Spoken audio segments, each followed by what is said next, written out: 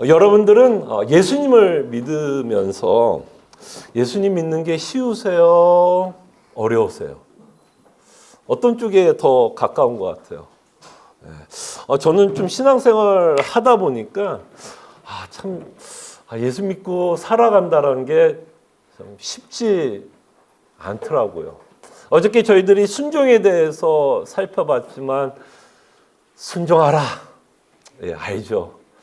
근데 막상 그것을 우리의 삶 속에 적용하다 보면 어떤 식으로 우리가 순종을 해야 될지 참 쉽지 않은 그런 고민, 갈등을 하게 되는 것 같아요. 그래서 예수를 믿는 참 기쁨도 있고 즐거움도 있고 위로도 있지만 참 예수님을 믿기 때문에 오는 참 고민과 갈등과 또 아픔도 있는 것 같아요. 그래서 오늘 아침에 여러분들과 함께 또 하나님의 말씀을 좀 살펴보면서 저는 좀 그런 시간을 좀 가졌으면 좋겠어요. 함께 좀 고민하는 시간. 물론 제가 하나님의 말씀을 갖고 여러분들 앞에 전하지만 저는 좋은 설교는 이런 설교가 좋은 설교인 것 같아요. 물론 하나님의 말씀이 신실하게 선포되는 게 좋은 설교겠지만 좋은 설교의 또 하나의 모습은 말씀을 듣고 고민케 하는 설교. 고민케 하는 설교. 나로 하여금 좀 생각하게 하는 설교. 그게 좋은 설교가 아닐까 생각을 합니다. 그래서 오늘 말씀을 통해서도 우리가 말씀을 통해서 말씀이 뭔가 우리에게 전하고자 하는 내용에 대해서도 살펴보지만 좀 그냥 좀 같이 좀 고민하자. 고민하고 또 여러분들도 조별 모임도 있잖아요. 그 안에서 또 혹시 말씀에 대한 여러분들이 또 고민이 있다면 또 함께 나누고 또 서로 위로하고 격려하는 그런 말씀 선포 시간이 되었으면 좋겠어요. 그래서 예수 믿는 것이 참 어렵습니다. 그래서 예수님은 우리에게 참 많은 주의를 주는 것 같아요. 그래서 이러지 말라라는 이야기를 참 많이 하고 있는 것을 보게 됩니다. 그래서 예수님이 제자들을 모아놓고 참 조심하라는 말을 참 많이 해요. 조심하라는 말을 많이 하는데 특별히 마태복음에 보면 이런 것에 대해서 좀 조심하라고 말씀합니다. 이건 제가 말씀을 읽어드릴게요. 마태복음에 보면 16장에 이렇게 말씀합니다. 찾지 마세요. 다 아시는 말씀이에요. 제자들을 모아놓고 이렇게 말씀합니다. 예수께서 이르시되 삼가 바리새인과 사두개인들의 누룩을 주의하라. 제자들 모아놓고 바리새인들과 사두개인들의 누룩을 주의하라. 근데 이 말씀이 우리에게 어떻게 적용이 될까요? 여기 우리 가운데 유대인들 없죠. 더더욱 바리새인으로 자라난 사람들 없죠. 네. 근데 지금 예수님은 말씀합니다. 제자들한테도 말씀하고 있고 우리한테도 얘기해요. 바리새인의 누룩을 조심하래요. 왜 이런 주의를 주고 이런 경고를 주고 조심하라 그럴까요? 거기에는 이런 내용이 들어있는 것 같아요. 우리가 신앙생활 하다 보면 누구처럼 살 수 있기 때문에 바리새인처럼 살 수 있기 때문에 우리가 당연히 바리새인 아니죠. 예수 믿는 성도입니다. 그러나 여전히 우리가 신앙생활 하다 보면 여전히 이 당시에 바리새인들이 갖고 있었던 특징들이 여전히 우리 삶에 우리의 그 신앙생활에 묻어 나올 수 있기 때문에 예수님은 성도들에게 또는 제자들에게 바리새인의 누룩을 주의하라고 말씀하는 것 같아요. 그래서 저는 오늘 말씀을 준비하면서 이렇게도 좀 설명하고 싶어요. 여러분 혹시 건강을 위해서 좀 디톡스 해본 적 있으세요? 디톡스 뭐죠? 우리 안에 있는 독을 빼내는 거 아니에요? 빼내는 거. 그럴 때 오늘 말씀이 좀 그렇게 좀 사용됐으면 좋겠어요. 뭘 디톡스 하면 좋을까요? 우리 안에 있는 바리새인적인 독소를 좀 빼내는 시간. 그런 시간이 되었으면 좋겠고 또 이 시간을 통해서 우리가 또 다이어트하는 시간. 정말 건강한 다이어트하는 시간을 좀 가졌으면 합니다. 자, 우리가 받은 구원은 우리는 전적으로 은혜를 받았다라고 말합니다. 전적으로 은혜를 받았다. 공로가 아니다. 행위가 아니다라고 우리는 믿고 살아갑니다. 근데 참 세월이 흐르다 보면 여기 계신 분들 꽤 오랫동안 신앙생활을 했죠. 적어도 한 3, 40년 하신 분들이 많을 거라고 생각이 듭니다. 근데 이렇게 오랫동안 신앙생활하다 보면 나도 알게 모르게 뭐가 이렇게 쓱 들어오게 되냐면 공로가 나올 때가 있는 것 같아요. 참 말은 전적은 하나님의 은혜로 내가 구원을 받았다고 얘기하지만 알게 모르게 내 공로가 나오고 내 자랑이 나오고 내 믿음이 참 그래도 좋다, 참 대단하다라는 식으로 생각하면서 저희들이 좀 신앙생활을 할 때가 있는 것 같아요. 그런 모습들이 알게 모르게 어떤 모습? 좀 바리새인적인 모습을 우리가 여전히 갖고 신앙생활을 하는 것 같아요. 그래서 바리새인 누룩이 알게 모르게 여전히 퍼져 있는 우리의 모습을 보게 됩니다. 오늘 여러분들과 함께 생각하는 주제는 오직 믿음. 오직 믿음. 여러분 오직 믿음하면 당연히 이것과 딱 연결되는 단어가 하나 있죠. 교리적인 내용이 있죠. 오직 믿음하면 뭐하고 연결이 되죠?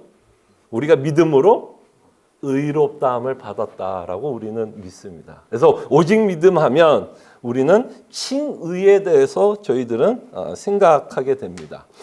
그래서 오늘 이 칭의에 대해서 좀 생각해 보려고 그래요. 근데 이게 칭의와 바리새인들과는 또 어떻게 연결이 될까를 저희들이 좀 이 아침에 좀 생각을 해봤으면 합니다. 여러분 칭의 교리하면 누가 가장 먼저 생각나요? 칭의하면 누구요? 루터, 그쵸? 벌써 여러분 루터 생각하죠? 루터에 대해서도 제가 짧게 있다가도 말씀을 드릴 거예요. 루터, 또 성경 인물 중에 여러분 칭의하면 또 생각나는 루터가 가장 영향을 많이 받은, 그쵸? 보통 우리가 칭의하면 또 루터고 그 다음에 누구예요? 사도 바울을 많이 생각합니다. 뭐 로마서 같은 경우, 뭐 갈라디아서. 근데 오늘 여러분들과 함께 칭의에 대해서 생각해 보면서 칭의의 원조가 있죠. 칭의를 가르쳤던 원조는 누굴까요? 루터도 아니었고 바울도 아니었고 사실은 예수님이에요. 예수님이 이미 사도 바울이 로마서 갈라디아 쓰기 전에 이미 이 칭의에 대해서 가르치고 있었다라는 것을 우리는 보게 됩니다.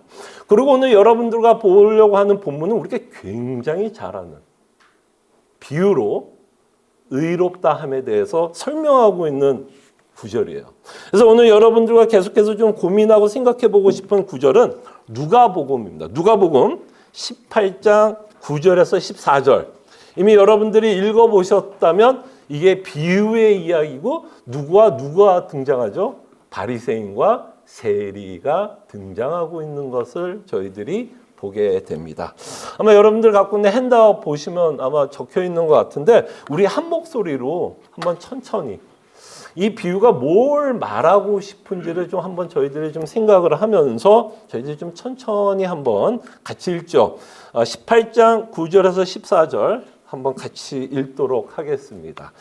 또 자기를 의롭다 믿고 다른 사람을 멸시하는 자들에게 이 비유로 말씀하시되 두 사람이 기도하러 성전에 올라가니 하나는 바리새인이요 나는 다른 바리새인들은 기도하여 이르되 하나님이여 나는 다른 사람들 곧 토색, 불의, 간음을 하는 자들과 같지 아니하고 이 세리와도 같지 아니함을 감사하나이다.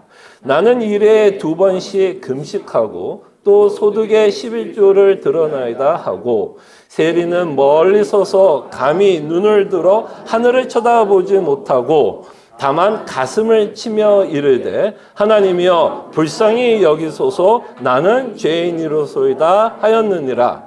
내가 너에게 이르노니 이에 저 바리새인이 아니고 이 사람이 의롭다 하심을 받고 그의 집으로 내려갔느니라. 무릇 자기를 높이는 자는 낮아지고 자기를 낮추는 자는 높아지니라 하심이라. 아멘.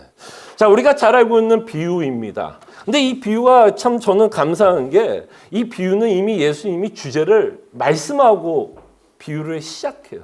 그죠? 이미 내가 무슨 얘기를 하겠다라고 말을 하고 나서 비유를 시작합니다.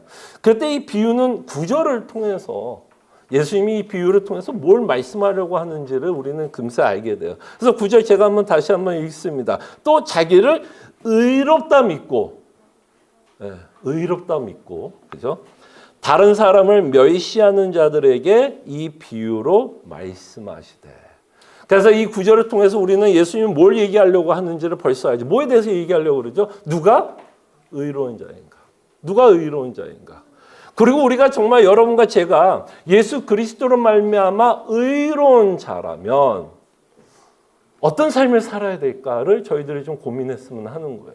과연 우리가 의롭다함을 받았다라면 과연 우리의 삶 속에서는 어떤 열매를 맺고 살아가야 할지에 대해서 저희들이 좀 더 생각해 보도록 하겠습니다. 자, 우리가 아는 것처럼 누가 의롭다함을 받았는지는 이미 알아요. 누구였죠? 세리였어요. 세리.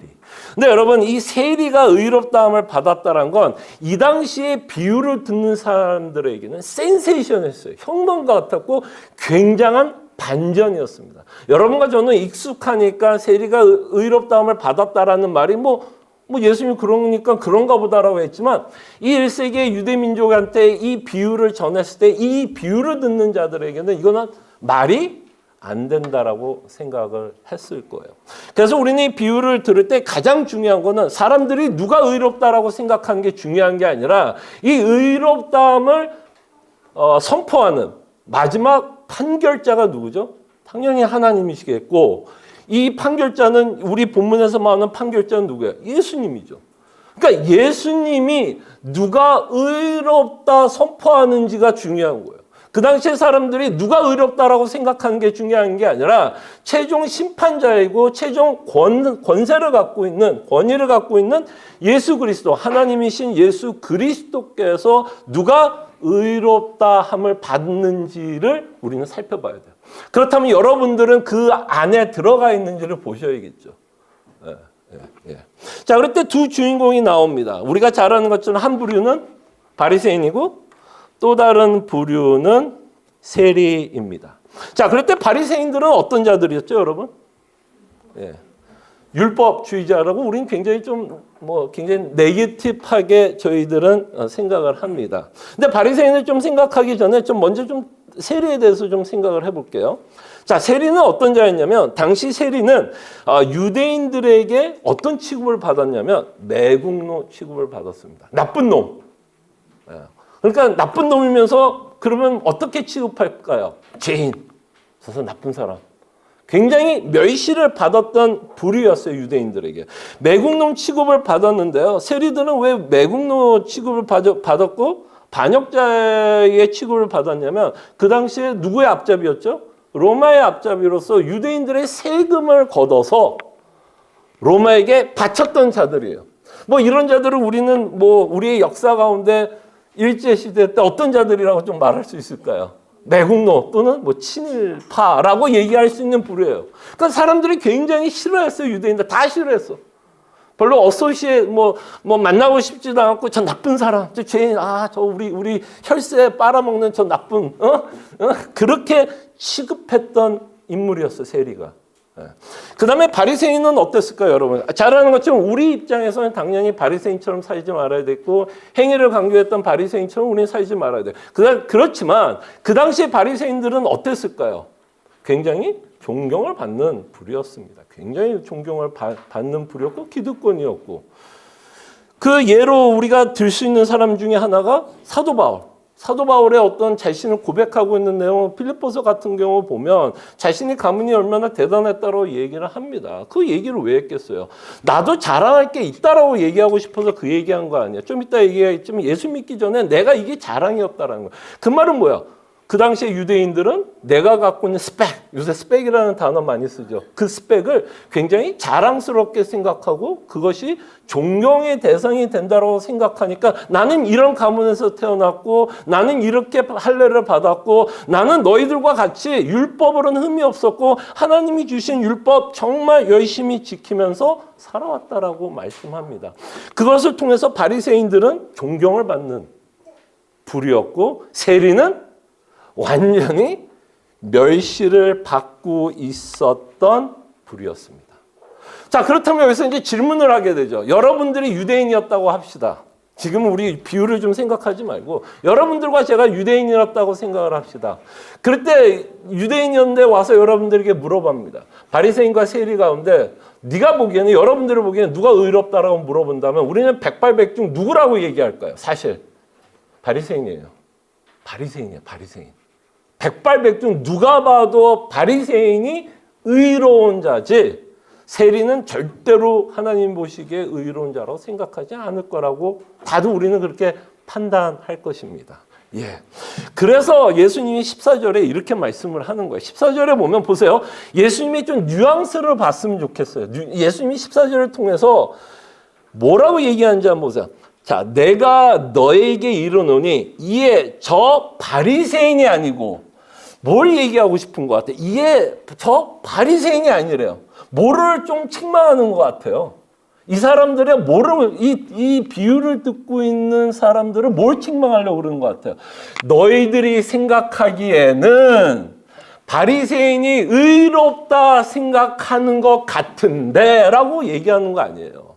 그죠? 너희들이 생각하기에는 바리새인들이 의인이라고 생각하지만 나는 아니다라고 얘기하고 싶은 거예요. 나는 아니다. 그러면서 여기서 중요한 건 뭐라 그랬죠? 제가 좀 전에 말씀드린 것처럼 예수님이 누구예요? 하나님, 최종 판결자예요.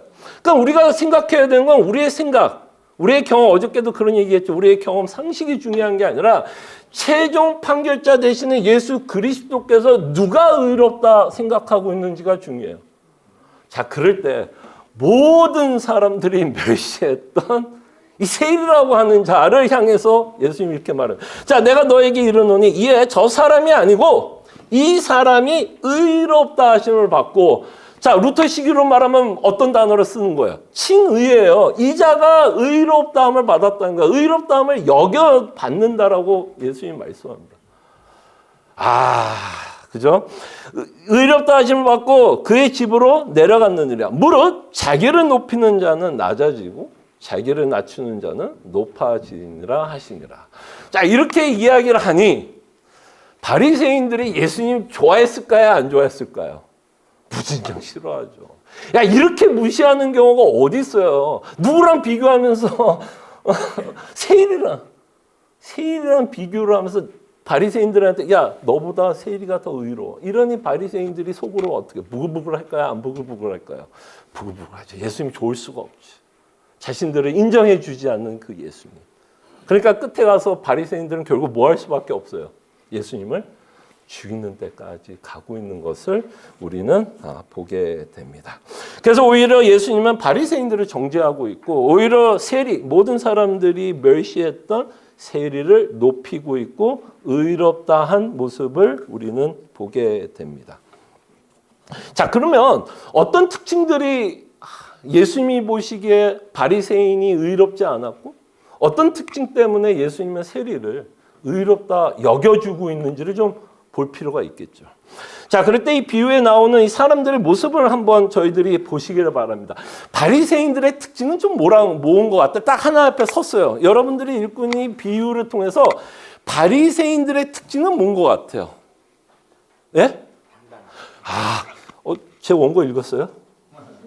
나 또 당당함이라고 써 있었는데. 예, 당당함이었어. 당당. 하나의 앞에 당당함. 그게 이들이 갖고 있었던 태도였던 것 같아요. 하나의 앞에 당당함 또는 자신감. 자신감으로 하나님께 나가고 있는 모습을 보게 됩니다. 뭐 그럴 수도 있겠죠. 왜냐하면 이들은 뭐라고 생각해요? 도덕적으로 굉장히 어떻게 살았죠? 깨끗하게 살았습니다. 뭐하지 않았다고 설명하죠? 토색하지 않고 불이 간음하지 않았다. 네. 다시 말씀드리면 율법으로는 흠이 없었고 도덕적으로도 굉장히 깨끗한 삶을 살았다. 그래서 종교적으로 아주 열심히 살았던 자들입니다. 그리고 이들은 종교적으로도 굉장히 열심히 살았다고 얘기하죠. 뭐라고 그러죠? 2번씩 뭐 했다고 그래요? 금식. 그 다음에 꼬박꼬박 뭐 했다고요? 11조.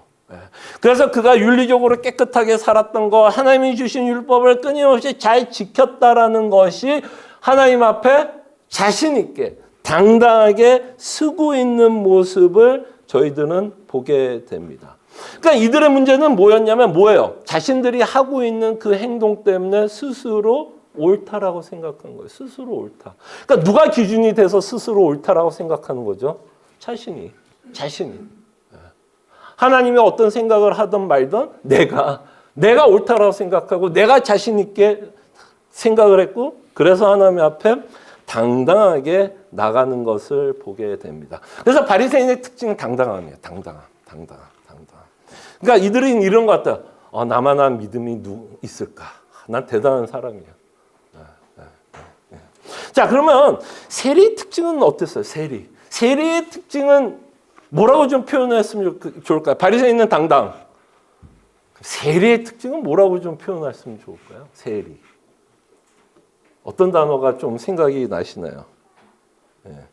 세리는 하나님 앞에 나갈 아무 조건이 없었다라고 생각합니다. 그래서 재미나는 표현이 있죠. 세리는 뭐 했다가 멀리 서서. 바리새인들 뭐야? 그냥 가까이. 자신 있게. 그러나 세리는 하나님 앞에 나갈 자신이 없는 모습을 저희들이 보게 됩니다.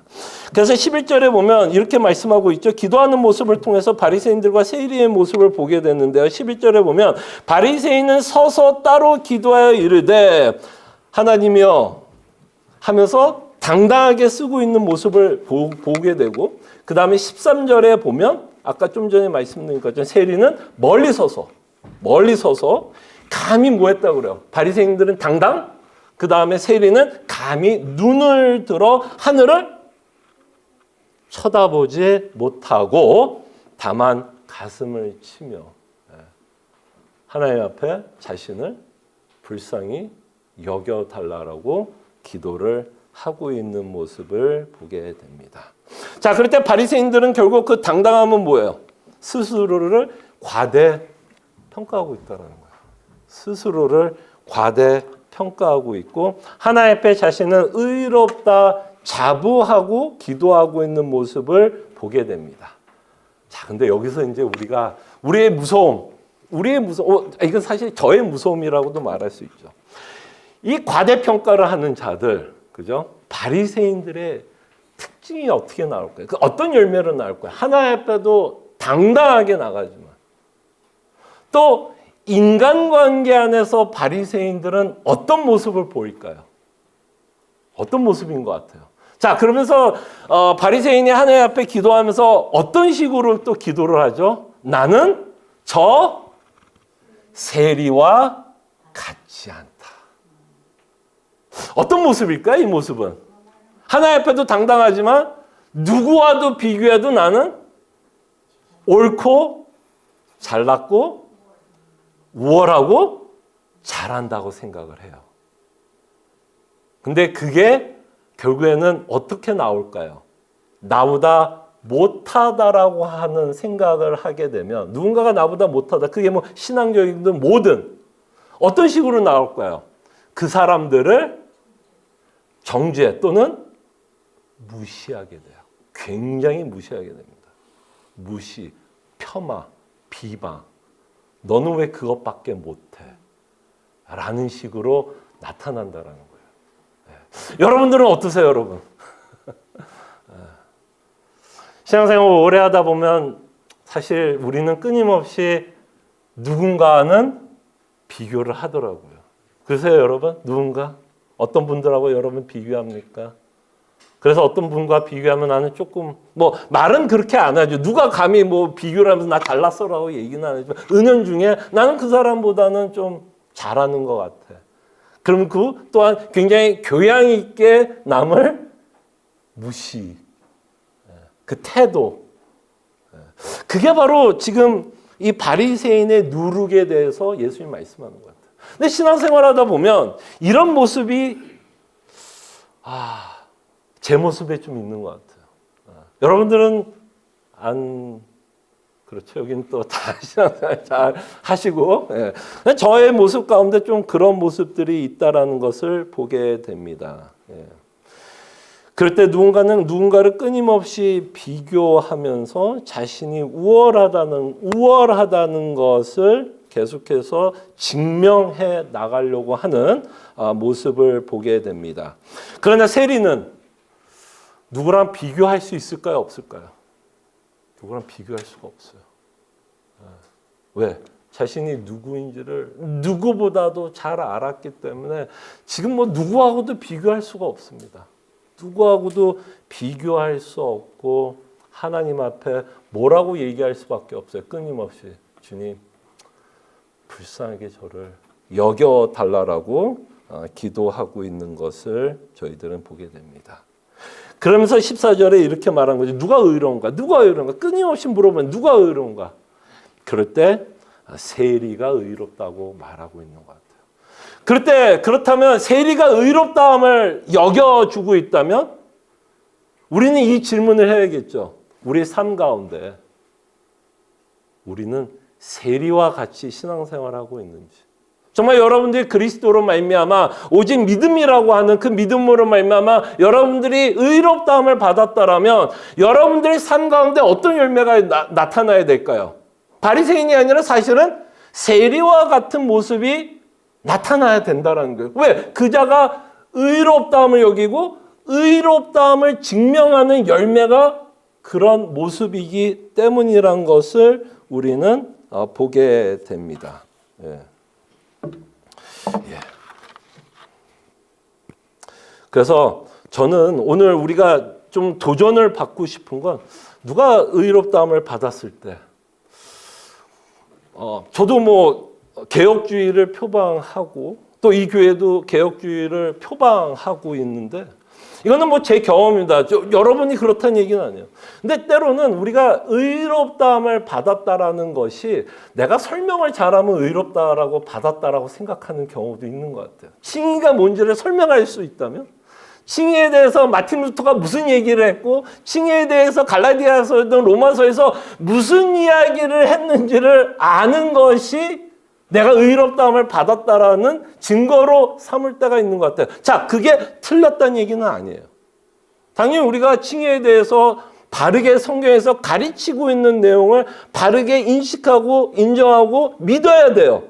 그러나 오늘 비유에서는 그렇게만은 끝나지 않아요.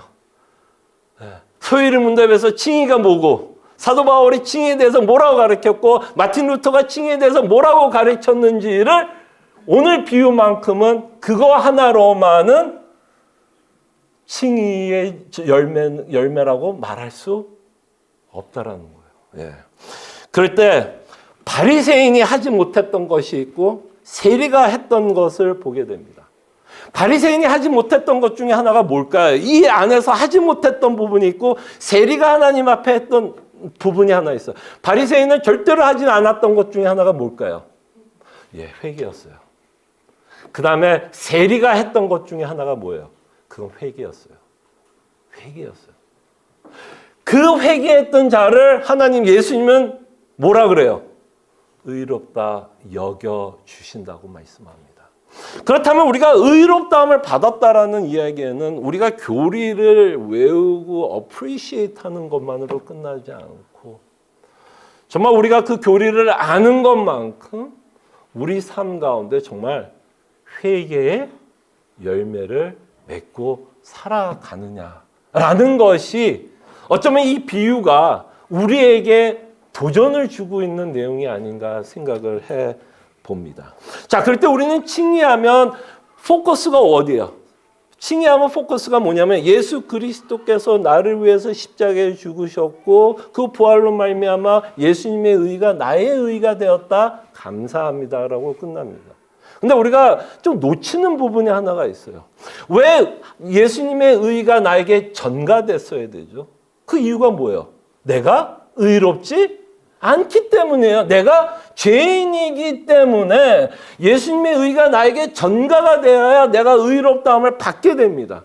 그러니까 우리가 칭의를 받았다라는 말에 우리가 놓치지 않기를 바라는 건 내가 죄인이었다는 사실이에요. 정말 내가 죄인이었다는 사실.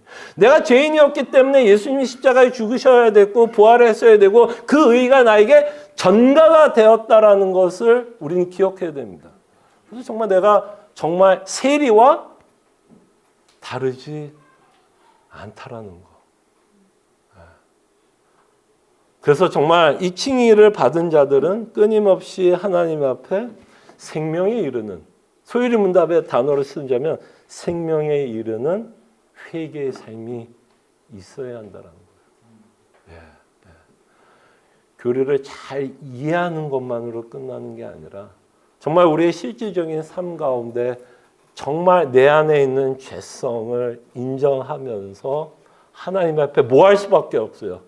칭의를 정말 믿는다면 주님 나를 불쌍히 여겨주세요. 또는 칭의를 믿고 있다면 주님 나를 불쌍히 여겨주셔서 너무 감사합니다. 나 같은 죄인 살리시기 위해서 십자가에 죽으시고 나 같은 자 의롭게 여겨주시기 위해서 의를 전가해 주신 것 뭐 해야 돼요? 감사하는 고백이 우리 입 가운데 끊임없이 나타나야 한다라는 것입니다. 그래서 생명에 이르는 회개의 특징이 뭐예요? 우리의 죄를 들여다보는 거. 그냥 십자가에만 숨어버리는 게 아니라 사실은 그 십자가 안에 숨어버리는 게 아니라 그 십자가를 바라보면서 내 모습을 끊임없이 바라볼 수 있는 내 안에 어떤 죄들이 숨겨져 있는지를 좀 발견할 수 있는 것. 그럴 때 오늘 바리새인의 이 비유를 통해서 우리의 죄성 가운데 하나가 있다면 혹시 내가 믿고 있는 어떤 좋은 교리나 내가 믿고 있는 어떤 것들 때문에 누군가를 좀 폄하하고 무시하고 있다면 그런 부분이 어쩌면 우리가 좀 돌이키고 또 회개해야 되는 모습이 아닐까도 생각을 해봅니다. 누군가를 비교하면서 나는 신앙 좋아. 나는 장로고 나는 집사고 나는 목사인데 하는 우월감이 있다면 그것도 사실은 누구의 모습일까요? 바리새인의 모습이죠. 아니 정말 우리가 세리와 같이 내가 죄인이었는데를 정말 고백하는 자가 나의 우월함을 말할 수 있을까요? 나의 우월함을 뭘 얘기하겠어요? 정말 우리가 전적으로 은혜로 받았다, 은혜로 구원을 받았다라고 이야기를 한다면 내가 우월한 게 없죠, 사실은. 정말 요새 제가 참 좋아하는 그 찬양 중에 하나인데 혹시 뭐 은혜라고 하는 찬양이 있어요. 은혜, 제목이 은혜예요. 모든 것이 은혜였다. 당연한 것이 아니라 모든 것이 은혜였다라는 거. 모든 것이 은혜였다라는 것을 정말 고백한다면 사실 나는 누군가보다 비교할 수도 없고 내가 저 사람보다 조금 더 신앙생활 잘한다, 뭐 좀 더 안다라는 것이 내가 저 사람보다 더 우월하다라고 생각할 수가 없죠. 근데 알게 모르게 여전히 우리 안에 바리새인의 누룩이 남아 있기 때문에 어떤 현상이 벌어져요? 누군가는 계속 비교하면서 나의 우월함을 자랑하고 싶은 우리의 모습을 보게 됩니다. 그래서 이 바리새인들이 갖고 있는 가장 무서움은 긍휼함과 자비를 잃어버린 모습. 교회는 참 사랑을 외쳐요. 근데 참 교회만큼 무서운 것도 없는 것 같아요. 그렇게 사랑을 외치고 하나됨을 외치고 연합을 외치는 곳이 교회인데도 참 교회만큼 슬프고 아프고 상처 많이 받는 공동체도 없을 거예요. 왜 그럴까요? 뭐 여러 이유가 있겠지만 여전히 어떤 독소가 남아 있어서 바리새인적인 독소가 있다 보니까 끊임없이 누군가 비교하면서 저 사람이 이렇고 이 사람이 어떻고 저떻고. 그럴 때 저는 이 본문을 보면서 우리가 놓치지 말아야 될 건 누군가는 좀 아쉬울 수 있어요, 없어요? 아쉬울 수 있죠. 조금 더 자라나기를 바라고 조금 더 열심히 내기를 바라고 정말 신앙이 자라오길 원하는 마음이 있을 것 같아요. 근데 그때 우리의 중요한 거는 예수님의 마음인 것 같아요. 그때 예수님의 마음이 딴 게 아니라 그분을 향한 좀 안타까움. 왜? 내가 너무 좋은 걸 갖고 있는데, 그죠? 내가 너무 좋은 복음과 은혜가 갖고 있는데, 저 사람이 그 은혜를 모르고 못 누리는 거에 대한 뭐가 있어야 될까요? 안타까움. 근데 우리는 그 안타까움보다, 저는 그 안타까움보다 왜 저렇게밖에 못할까에 대한 그렇게 생각하는 거에는 여전히 우리가 좀 바리새인적인 좀 우리의 그런 독소가 좀 남아 있어서 끊임없이 비교하고 있는 모습을 보게 되는 것 같아요. 아까 좀 전에 저희가 마틴 루터에 대해서 이야기했지만 마틴 루터가 성벽에 95개조 붙였던 그 사건을 통해서 그죠? 역사가 바뀌었어요.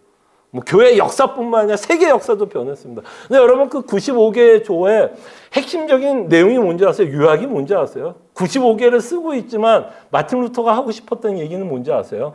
회개하자는 거였어요. 회개. 천주교가 했던 그 면죄부를 파는 일에 있어서 뭐 하자고? 회개하자라는 게 사실은 그 65개 조 내용의 핵심이었어요. 핵심. 회개하자는 거. 예. 그리고 사도 바울 같은 경우에서도 그 전에는 그냥 이렇게 들고 해도 돼요.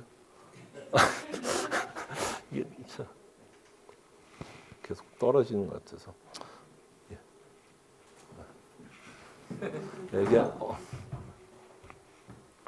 그래서 사도 바울 같은 경우에도 예수 믿기 전에 끊임없이 자신을 자랑했잖아요. 그만큼 자랑할 게 어디 있어요? 그러니까 그렇게 말이죠. 육체에는 자기도 육체로는 너희들만큼 신뢰할 것이 있었다라고 말을 하고 있는 거고요. 자신이 갖고 있었던 어떤 사회적인 것 때문에 굉장히 자신을 자랑스럽게 이야기하고 있는 것을 보게 됩니다. 그래서 사도 바울이 갈라디아서 3장 3절에 보면 이렇게 말해요. 하나님의 성령으로 봉사하며 그리스도 예수로 자랑하고 육체를 신뢰하지 아니하는 우리가 곧 할례파니라. 그러니까 끊임없이 뭘 하지 않는 자? 육체를 신뢰하지 않는 자. 내가 갖고 있는 것을 자랑하는 것이 아니라 모든 것이 은혜였다는 것. 내가 지금 뭔가를 깨닫고 있다면 그것조차도 사실은 하나님의 은혜였다라는 것을 끊임없이 우리가 알고 신앙생활할 필요가 있지 않나 생각을 해봅니다.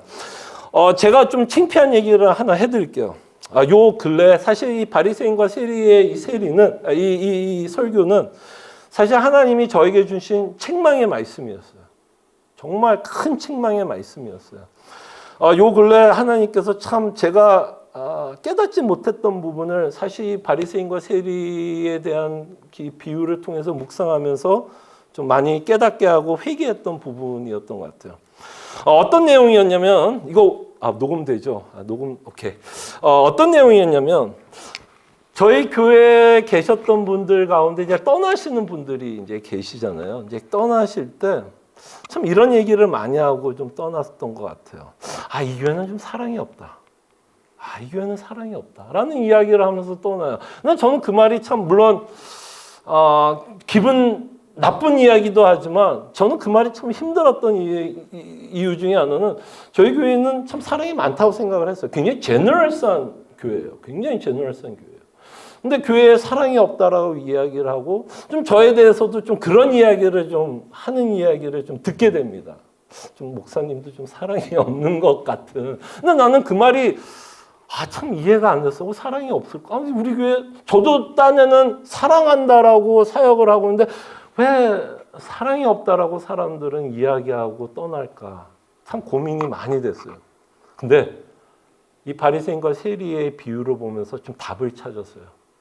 사랑이 없다라는 의미가 이런 거가 아니었나 싶어요. 제가 목회를 할 때 성도를 만나서 상담할 때 어떤 태도로 보였을까요? 바리새인. 그러니까 바리새인들이 딴 게 아니라 그 사람들을 무시하는. 내가 이렇게 가르쳤는데, 이 정도 가르쳤는데 왜 당신은 몰라라고 하는 그런 attitude.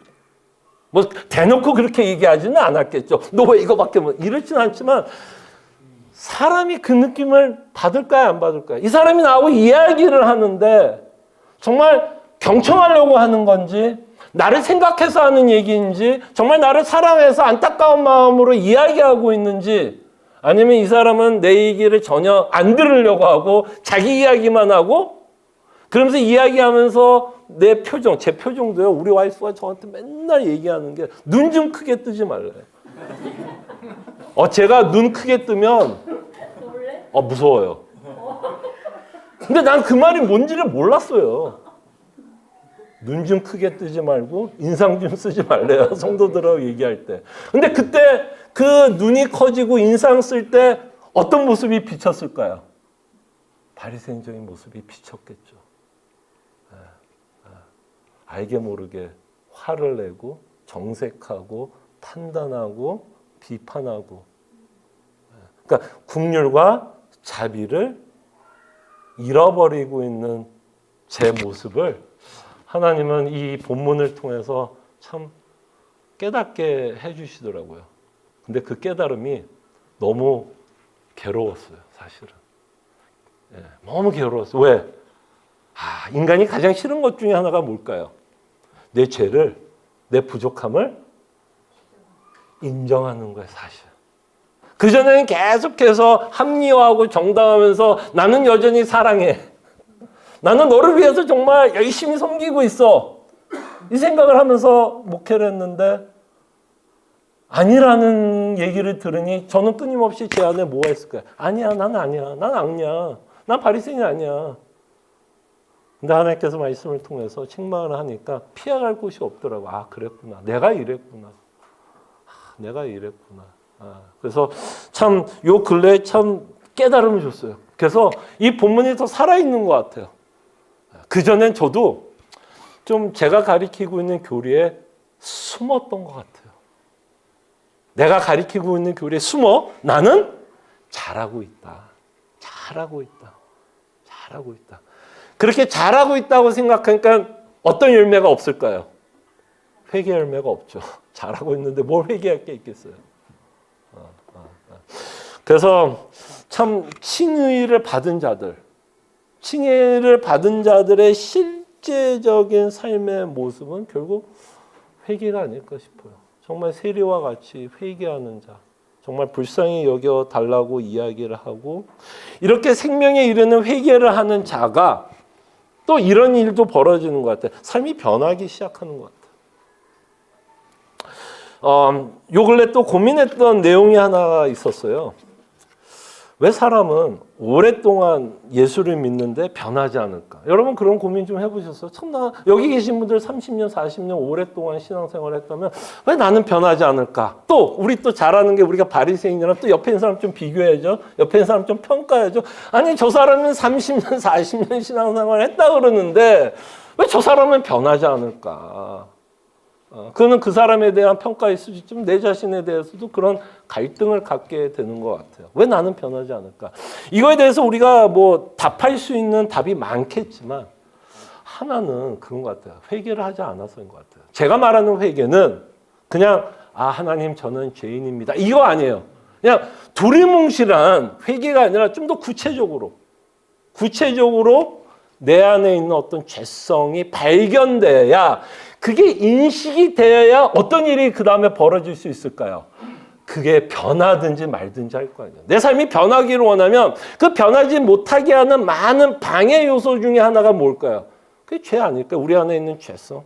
근데 우리 안에 있는 죄성을 발견하지 않고서는 변할 수 있을까요? 없을까요? 변할 수 없다고 봅니다. 물론 발견한다 그래도 그게 쉽게 변한다는 얘기는 아니에요. 그것도 시간이 걸려야지 변할 수 있겠지만 그게 내 죄성이 발견되지 않는 한은 절대로 그 사람은 그 문제가 변할 수는 없을 거예요. 그래서 여러분들이 왜 누군가에게 조언을 할 때 힘든지 아세요? 왜 여러분들이 누군가에 충고하고 조언할 때 그 사람이 튕겨나가는지 아세요?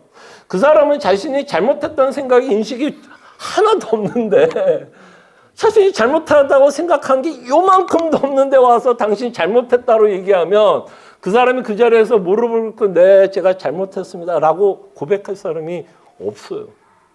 그다음에 여러분들이 누군가에게 조언을 할 때 그 사람이 듣는 이유가 있다면 왜 들을 것 같아요? 그 문제에 대해서 그 사람이 인식하고 있기 때문에 인식하니까 물론 들을 때 기분 나쁘겠죠. 잘못한 거에 대해서 조언을 하고 충고를 하면 기분은 나쁘겠지만 그게 인식이 되는 사람은 좀 더 그 조언에 뭐 할까요? 들으려고 하는 거예요. 들어서 이런 구체적인 부분에 내가 좀 부족했구나. 이런 부분에 대해서 내가 좀 더 고쳐 나가야겠구나. 근데 그 시작은 그게 회개가 아닐까 싶어요. 회개에서부터. 네. 그래서 우리가 이 본문을 보면서 우리가 끊임없이 좀 본문을 살펴도 봐야겠지만 끊임없이 하나님께 회개도 해야겠지만 참 하나님께 기도해야 되는 부분이 어떤 부분이 있냐면 혹시 내가 숨기고 있는 건 없는지 또는 내가 끊임없이 합리화하고 정당화하고 있는 건 없는지 이것이 정말 우리가 정직하게 하나님께 좀 기도해야 되는 기도 제목도 아닐까 싶어요. 왜? 우리는 너무 바리새인이어서 잘 몰라 우리가 바리새인인지 지도 몰라. 그렇기 때문에 때로는 우리가 정직하게 하나님 혹시 내가 이런 모습은 없는지 나는 아니라고 생각을 하는데 혹시 내가 내 합리화 자기 합리화에서 스스로 기만 속이면서 신앙생활하고 있지는 않은지를 좀 정직하게 살펴볼 필요가 있지 않을까 생각을 해봅니다. 그래서 이 비유를 통해서 하나님이 주신 도전은 누가 의롭다함을 받았냐? 세리고 하나님 앞에 끊임없이 불쌍히 여겨달라는 것과 죄인이라는 것을 고백하는 자가 결국에는 정말 하나님 앞에 의롭다함을 받은 자의 어떤 실질적인 모습이다라고 예수님은 우리에게 말씀하고 있습니다. 예, 기도하죠. 사랑하는 내가 풍성하신 주님, 바리새인과 세리의 비유, 우린 참 익숙하고 너무나 잘 아는 비유입니다. 그러나 때로는 이 말씀이 남 이야기 같이 들릴 때가 있습니다. 그러나 이 말씀은 우리 각자에게 하나님께서 말씀하고 있는 내용이라며 정말 우리 안에 바리새인과 같은 바리새인의 누룩이 여전히 있는지를 끊임없이 살펴보게 하여 주시옵소서. 참으로 우리는 칭의의 교리에 너무 감사하게 생각합니다.